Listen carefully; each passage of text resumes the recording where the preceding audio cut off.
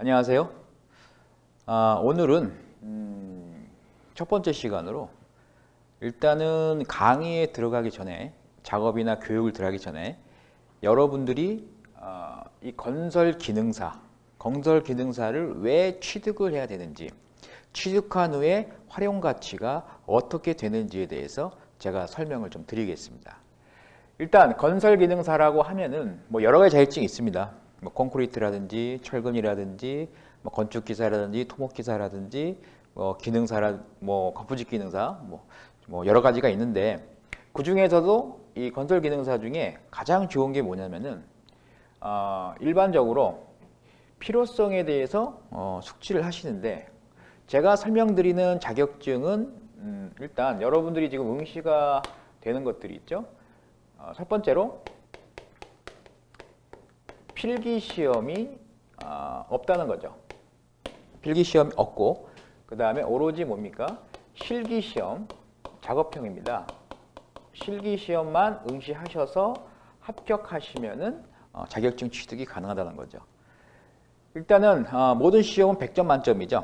100점 만점에서 60점만 여러분들이 점수를 따시게 되면은 일반적으로 합격이 됩니다. 그 중에서도 필기시험이 뭐 있는 것도 있고 없는 것도 있는데, 필기시험 없는 것 중에서 가장 여러분들이 따기 편하고 응시율이 가장 높은 거, 그 세 가지가 있어요. 그 세 가지, 첫 번째가 뭐가 있냐면은 거푸집 기능사, 그 다음 건축 도장 기능사,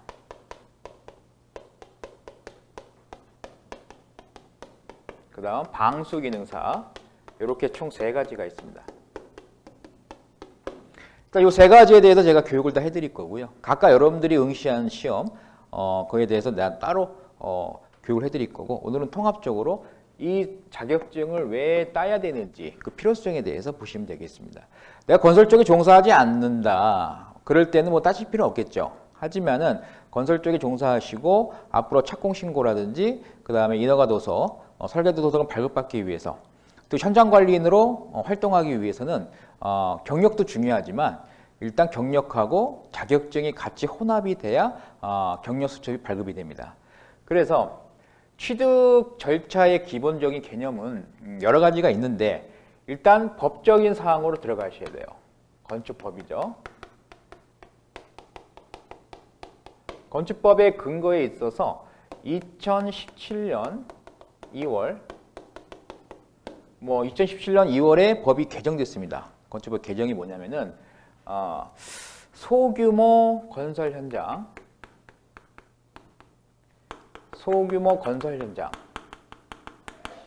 일단은 뭐 소규모 현장이라고 보시면 돼요.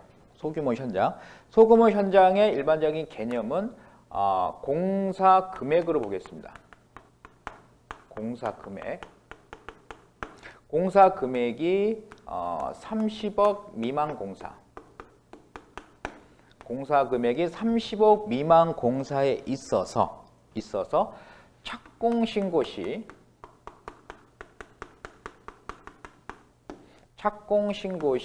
뭐가 필요하다? 현장 관리인이 필요하다 이겁니다. 현장 관리인 또는 대리인, 똑같은 말이에요. 뭐 현장 소장급 뭐 이렇게 볼 수도 있는데, 일단 착공 신고를 해야만이 허가권자한테요. 시장 군수 구청장이죠. 허가권자가 착공 신고를 들어가야만이 그 다음에 뭐가 들어갑니까? 일반적으로 시공이 들어가는 거예요. 그죠? 시공이 들어갑니다. 원래는 2017년 2월 전에는 소규모 건설 현장에 30억 미만 공사에 있어서 착공 신고 시 현장 관리인 배치 규정이 없었습니다. 그래서 생긴 이유는 안전이라든지 공사의 품질 관리라든지 현장 책임자를 둬야겠다, 이런 취지로 해서 법이 개정되면서 소규모 건설 현장이 있어서 30억 미만짜리 공사는 착공 신고 시 현장 관리인을 배치하게 된다. 일대 배치 인원수는 1인입니다. 1인인데 법 규정상 앞에 무슨 말이 꼭 들어가냐면 반드시라는 말이 들어가요. 반드시. 그러니까 반드시 1인을 배치해서 착공계 낼 때 여러분들이 뭡니까? 현장 관리는 1인 넣으라는 거예요. 너라는 거죠. 그래서 자격증을 따는 이유는 바로 뭐가 됩니까? 요것을 인정받기 위해서 여러분들이 자격증을 취득해서 현장관리인 되자. 그런 개념으로 생각하시면 돼요.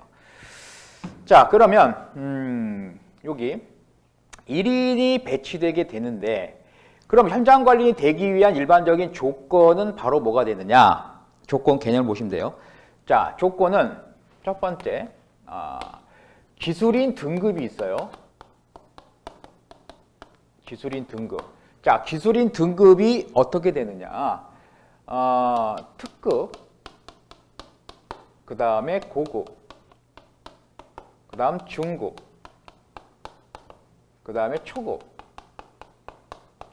이렇게 등급이 있습니다. 그러니까 최하위 등급이 초급이죠. 가장 기본적인 초급 기술자 이렇게 봅니다. 자, 초급 기술자가 되기 위해서는 일반적으로 뭐가 필요합니까? 학력이 필요합니다. 학력, 그 다음에 두 번째로 경력, 그 다음에 세 번째로 학력과 경력이 아무리 뛰어나더라도 기본적으로 갖고 계셔야 할 게 뭐가 있냐면은 바로 자격증이죠. 그 다음 네 번째로 교육 지수가 있는데 이렇게 있어요. 자, 그래서 그 학력도 고졸이 있을 것이고 그 다음에 전문대졸, 그 다음에 4년대 졸업, 그 다음 석사, 박사 이런 개념이 있는데 이런 개념에 있어서 건축가, 토목가 아무 내가 4년제 나왔다고 해도 석박사라고 해도 건축, 토목가 전공이 아니다. 그쪽 계통으로 나오지 않았다. 그랬을 경우에는 일반적으로 우리가 전부 다 고졸로 봅니다. 고졸. 그죠? 고졸로 해서 점수를 드려요. 점수를 드립니다. 또 고졸로 해서 일반적으로 우리가 15점을 받게 돼요. 초급 기술자를 되기 위해서 점수를 매기는데 학력이란 점수에 있어서 고졸이다 그러면 15점을 듣는다. 이거죠. 그 다음에 경력 같은 경우는 로고 탄젠트 법칙, 로고 산정이 들어갑니다. 그러니까 로고라는 것은 일반적으로 뭐가 되냐면은 나이와 경력이 뭡니까? 반비례한다 이렇게 보시면 돼요. 그죠? 그 내가 경력은 20년, 30년이 될지라도 나이가 많으면 점수가 낮아집니다. 로고 법칙을 해요. 로고가 깎이는 거죠. 그 다음에 나이가 적은데 경력은 적은데 또 젊다, 나이가 젊다. 그럴 때는 점수를 좀 더 줍니다. 그렇죠. 앞으로 더 일을 많이 할 수 있다라는 개념으로 가는 거죠. 자, 경력은 그래도 최소한 2년 7개월, 그죠? 넉넉 잡아서 우리가 3년 정도 생각하시면 돼요. 그러니까 건설 경력이 3년 정도는 있으셔야 돼요. 3년. 경력도 여러 가지가 있죠. 시공 파트, 아니면 품질 파트, 그 다음에 공무 쪽으로 나눠지는데 시공 품질 관리 쪽이 가장 점수가 높아요. 그죠? 자, 그렇게 해서 점수를 산정해서 보통 시공 쪽에 계셨다. 그러면 3년, 최소 3년, 2년 7개월 이상 이렇게 인정을 받으셔야 됩니다. 이 경력이. 경력 인정받는 경우가 4대 보험이라든지 여러 가지가 있고 그렇지 않은 경우는 서류를 심사를 통해서 인정되는 경우가 있어요. 그러니까 경력이 4년이다, 5년이다, 10년 너무 많이 갖고 계신 분들 계세요. 그런 분들은 점수가 더 올라가겠죠. 그죠? 간다 이거예요. 그러니까 최소 2년 7개월, 3년 정도다 그러면은 최소한 3년 이상이다. 라고 했을 때는 점수가 일반적으로 5점 이상은 나옵니다. 5점 이상은 계속 올라갈 수 있다. 그렇게 보시면 돼요. 쭉 올라가는 거죠. 자, 그 다음에 자격증. 자격증은 일반적으로 이제 기술사, 그죠? 그 다음에 기사 또는 산업기사, 그 다음 기능사 이렇게 있어요.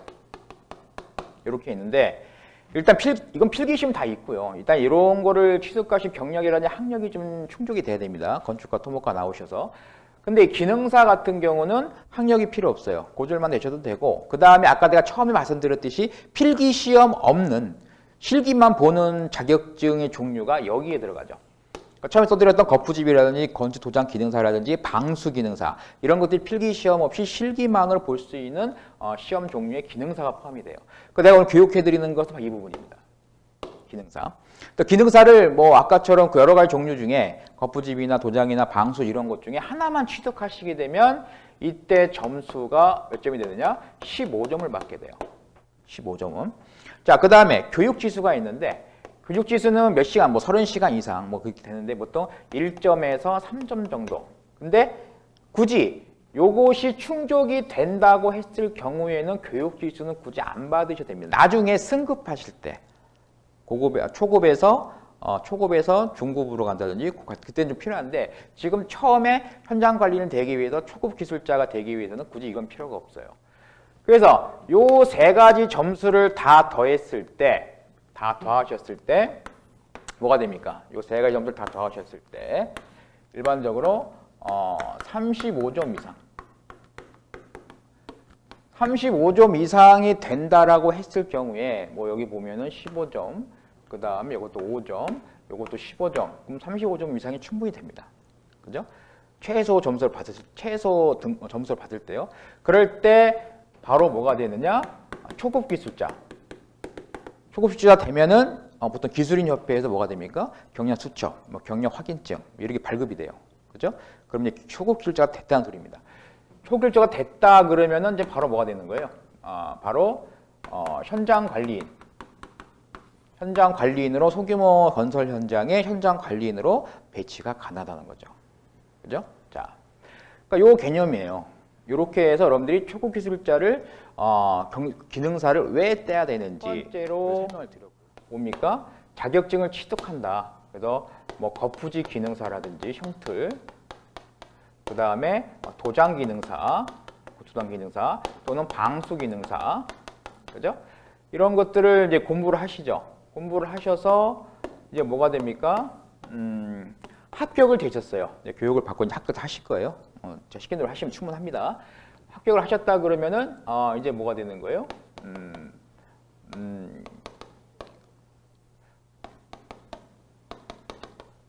소규모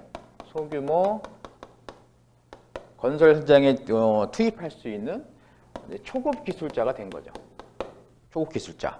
초급 기술자로 인정이 받은 거예요. 아까 그 경력이라든지 학력이라든지 자격 점수가 다 더해져서요. 자, 그렇게 되면은 어디에 활용이 되느냐?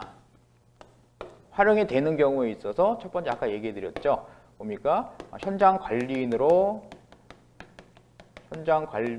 소규모 35 미만짜리 공사에 배치가 되는 것이고, 그 다음에 각종 입찰이라든지 관공서 입찰이라든지 아니면 사업자 면허, 건설 사업자 면허일 때 기술인이 필요하잖아요.